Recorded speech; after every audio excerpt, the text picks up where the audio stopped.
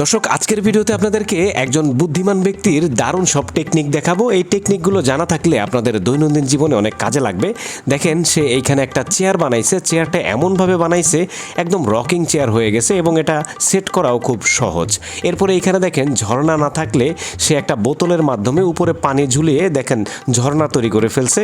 খুব সহজে একদম ঝর্ণার মতোই কিন্তু লাগতেছে। তারপরে এখানে দেখেন, প্লাস্টিকের একটা বড় বোতল কেটে একটা হিসু করার জিনিস তৈরি করছে। এটা একটু হাস্যকর, কিন্তু মাঝে মধ্যে বাচ্চাদের ক্ষেত্রেও কিন্তু এই জিনিসগুলো দরকার হয় গাড়িতে উঠলে। তারপরে এখানে দেখেন একটা গাড়ি যাচ্ছিল, এখন সে যেন দ্রুত না যায় তার জন্য একটা ইটা হাতে নিছে। দেখেন গাড়িটা এখন স্লো হয়ে গেছে, কারণ দ্রুত গেলে তার গায়ে ময়লা পানি ছিটতো। তারপরে এইখানে দেখেন কি করছে, এসির মধ্যে থেকে যে ঠান্ডা বাতাসটা বের হয় সেই ঠান্ডা বাতাসটা দিয়ে এখানে কোল্ড ড্রিঙ্কস ঠান্ডা করতেছে। দেখেন মাথায় কতটা বুদ্ধি। তারপরে এইখানে দেখেন কি করছে, যখন মাছ ধরতে আসছে তখন এইখানে একটা সিট নিয়ে আসছে, সাইকেলের সিট, আর এই সিটে বসে বসে সুন্দরভাবে মাছ ধরতেছে।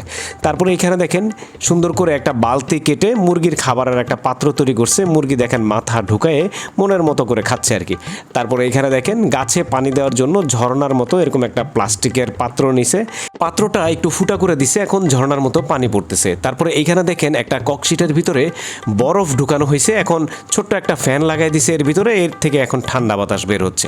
তারপরে ধানের বস্তা কিংবা চালের বস্তার ভিতর থেকে কত সুন্দরভাবে দেখেন এই বোতলটা লাগাইয়ে ধান বা চাল নেওয়া যায়। তারপরে এইখানে দেখেন কুকুর নিয়ে অনেকে হাঁটতে পছন্দ করেন, তখন কুকুরকে এইভাবে বানলে কুকুর ব্যথা পায় না এবং খুব সুন্দরভাবে হাঁটা যায়।